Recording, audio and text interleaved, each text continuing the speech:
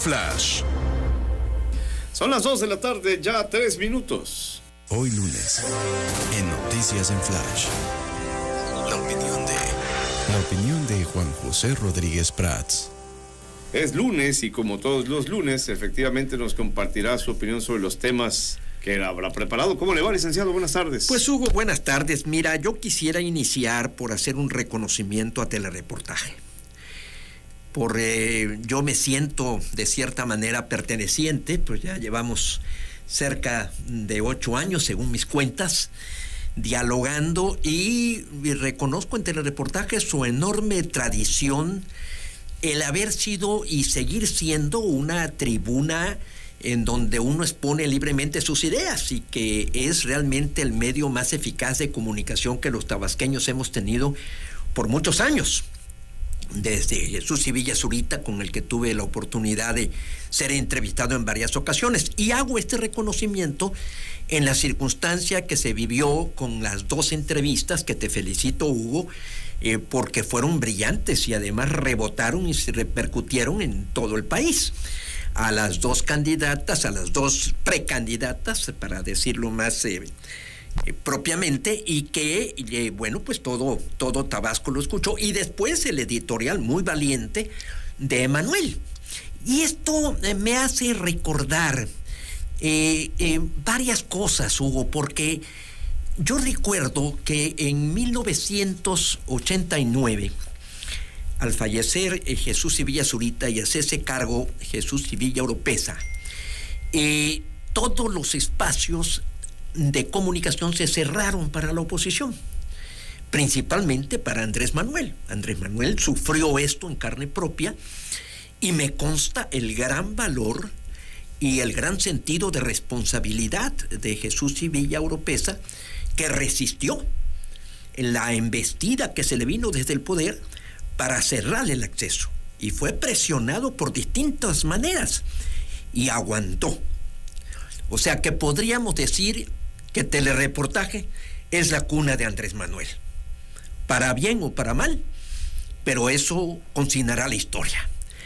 Y yo creo que él mismo lo reconoce. En el 94, cuando yo fui candidato, yo espero que Chuy no tenga ningún inconveniente en relatar que él fue el que nos reunió, porque Andrés Manuel en un principio me atacaba creyendo que yo era una simulación, una candidatura para quitarle al voto. Lo escribe él en su libro. En esto lo describe perfectamente. Y Chuy le hizo sentir a Andrés Manuel que era necesario que platicáramos. Así fue en su casa con Chuy. Andrés Manuel me pidió que yo declinara a su favor y que él me postularía por el PRD y por el PAN a la presidencia municipal del centro, donde ya era candidato mi buen amigo el arquitecto Armando Padilla. Y yo le dije a Andrés Manuel: mira, Andrés Manuel, yo estoy entrando al PAN y pues no le puedo hacer eso. Yo fui electo en una convención. Imagínate que ahora les digo: oigan, fíjense que pues, ahí se quedan con su gobernatura porque me están ofreciendo acá la presidencia municipal. Pero yo te propongo algo, le digo, en búsqueda de la unidad y convencidos de que tenemos que hacer un frente contra el PRI. Yo declino y tú declinas. ¿Y qué hacemos? Pues buscamos a un tercero. Buscamos una gente con suficiente prestigio, con buena imagen, y damos la batalla. ¿Y a quién sugieres? Pues el que está aquí, Chuy Sevilla. Chuy estaba sentado y se quedó asustado, porque Andrés Manuel dijo: yo declino, yo también. Le dije: asígname un área, Chuy, para que yo te coordine tu campaña. Y Chuy, muy valiente y muy íntegro y muy congruente, dijo: no, señores, discúlpenme, yo tengo un compromiso con la familia de continuar con este programa. De ahí surgió una alianza entre Andrés Manuel y yo, que se prolongó después del 94. Ahí también ya intervino José Eduardo Bertlán y Héctor Argüello. Creo que es importante estos datos porque nos ayudan a refrescar la memoria. Ese frente se bautizó, José Eduardo Bertlán lo bautizó, y es una ironía que ahora pues se diga, era el Frente Amplio por la Democracia y en contra de la represión. Y Andrés Manuel y yo nos lamentábamos y sufríamos en la campaña de Roberto Madrazo pues la embestida que tuvimos los dos. Por eso a mí me sorprende enormemente esta actitud que él ha tomado como presidente, porque es un contraste enorme con lo que en aquella ocasión nos hacía coincidir, porque veíamos una contienda totalmente inequitativa. Yo sufrí mucha presión inclusive para que yo le levantara el brazo, la mano a Roberto Madrazo, reconociendo su triunfo, cosa que yo me negué. Cuando ya habían pasado las elecciones. Cuando ya habían pasado las elecciones. Días antes de la elección, empecé a recibir presiones fuertes de toda índole, a lo cual resistí. Por eso Andrés Manuel hace un reconocimiento y me elogia en su libro, y después formamos este Frente Amplio. Esa relación dura hasta el año 2000, en donde ya cada quien tomó su rumbo. Yo ya era prácticamente candidato al Senado por el Partido Acción Nacional y obviamente apoyando los candidatos de Acción Nacional. Ahí tuvimos un roce y se acabó esa alianza. Pero sobre todo, digo, si Andrés Manuel sufrió en carne propia lo que es estar en la oposición, ver el daño que se le hace a gente que está cercana a uno, que eso duele mucho, porque si el daño es para uno mismo, bueno, pues yo me metí y ese riesgo estaba yo consciente de llevarlo. Pero cuando se afecta, y a mí me sucedió con amigos, con familia, entonces esto verdaderamente duele mucho. Inclusive yo explicaba en mucho el radicalismo de Andrés Manuel derivado de la actitud del gobierno.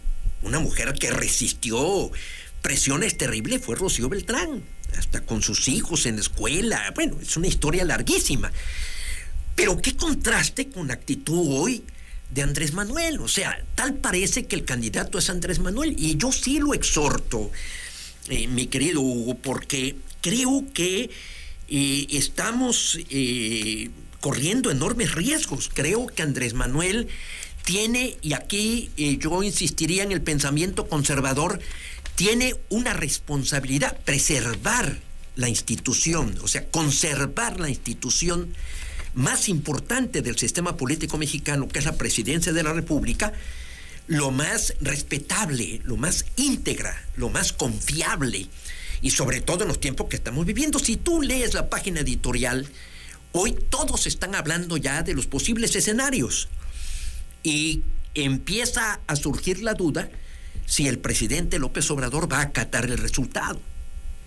Inclusive si la oposición lo va a hacer también, viendo que es inequitativo el proceso y que se ha volcado todo el aparato estatal para apoyar a Morena, pues si no vamos a tener, desafortunadamente, pues un proceso postelectoral complicado.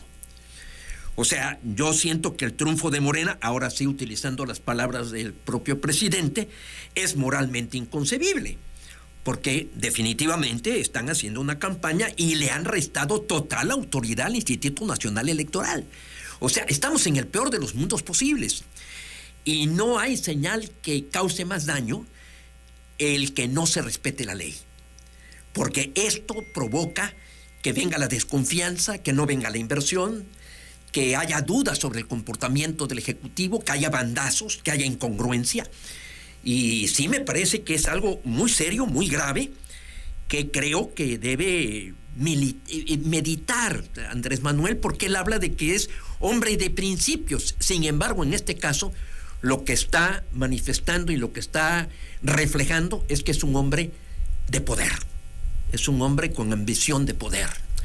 Y me parece que sobre esa ambición personal debe sobreponerse su enorme responsabilidad con el pueblo de México.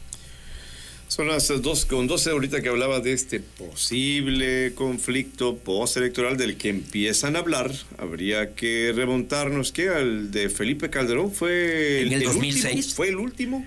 En el 2006 con Peña fue el Nieto, último, sí, porque mira, con Peña Nieto, ¿no?, había mucho más razones para protestar, porque Peña Nieto tenía una campaña, y a mí me sorprendió esa actitud de Andrés Manuel, porque la agresividad de una campaña que nunca demostró, inclusive en el libro que escribe Carlos Tello, habla de que hay testigos que a las 2 de la mañana él dice: perdí. Lo dice Andrés Manuel López Obrador. Y después empieza la negativa a reconocer lo cual daña mucho la democracia, porque la democracia parte del principio de que una gente gana y el otro pierde, y el que pierde reconoce el triunfo, y el que gana empieza también en una actitud de reconciliación, que eso es la política. Pero en este caso, en el 2006, nunca, y José Antonio Crespo, muchísima gente investigó todos los argumentos. Andrés Manuel lo único que señaló, hay fraude, empezó a hablar de que primero que había 3 millones por un cambio, un algoritmo que se había utilizado y que había 3 millones, después que se recuente las casillas, eso violaba la ley, se tomaron el 10% de muchas casillas. Pero luego derivó en una reforma, que eso a lo mejor no es malo, ¿no? Exacto. Cuando haya menos de 1% se puede contar. Exacto, pero insisto, nunca probó Andrés Manuel ese supuesto fraude. De eso solamente hablan los miembros de Morena. Y desafortunadamente, eso deterioró la autoridad electoral, porque para mí también hubo un error, y me parece que es un error imputable a Felipe Calderón, cuando hay una gran presión para la renuncia de Luis Carlos Ugalde. Felipe estaba molesto porque Luis Carlos Ugalde respeta la decisión del Consejo Electoral de que no se diera ganador y perdedor si había un margen muy pequeño, y que se esperara hasta el final. Y Luis Carlos Ugalde escribe un libro en donde resiste también, porque hubo la presión de que declara triunfador. Entonces, todo eso sembró dudas, que no es el ambiente más adecuado para que la ley acredite su prestigio, su respeto, su dignidad. El derecho tiene dignidad, esto lo decía mucho el fundador del PAN, don Manuel Gómez Morín. El derecho tiene dignidad, hay que tocarlo con delicadeza, pero sobre todo hay que cumplirlo. Y me parece que este es el problema más serio del señor presidente. Yo sí le exhortaría, con esa autoridad que me da el haber sido compañero de él en esa lucha, pues sí tengo los méritos o me acredita para exigirle que sea congruente con lo que él sostuvo durante toda su trayectoria. O sea, él buscaba un Estado que fuera respetuoso de la voluntad ciudadana. Entonces, y aquí en esto, Andrés Manuel no ha dudado en decir que va a haber continuidad de la Cuarta Transformación. O sea, que da por hecho que Morena va a ganar. Y que a él lo que más le preocupa es que haya una transformación, de esta Cuarta Transformación, que nunca ha entendido en qué consiste, porque si él habla de que es atacar la corrupción, lo cual es evidente porque eso está en la ley, no es nada novedoso, pero me parece que, como bien lo dijo Porfirio Muñoz Ledo, ¿dónde está el sustento doctrinario? Yo creo que ahí Andrés Manuel tomó una decisión que desde mi punto de vista fue totalmente equivocada y que obedece un poco a su personalidad de no permitir gente con luz propia próxima a él, porque Muñoz Ledo pudo haber sido el presidente de Morena y no la forma en que supuestamente le ganó Mario Delgado, que realmente Mario Delgado frente a Muñoz Ledo pues no tiene nada que hacer. Entonces, claro, Muñoz Ledo hubiera sido un hombre que iba a ser difícil que le diera órdenes el presidente, ¿verdad? Iba a ser un diálogo y Muñoz Ledo iba a darle sustento a esta teoría que, repito, cada vez más se está viendo que es un cascarón vacío, y que yo sí sigo en mi pronóstico de que Morena no trascenderá este sexenio. Ya se verá, licenciado.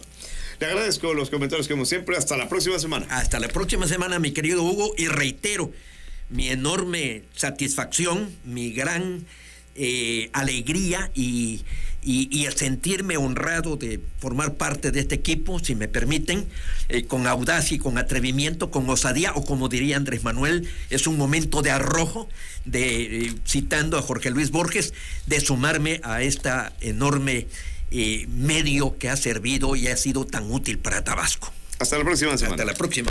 Son las 2:17, volvemos.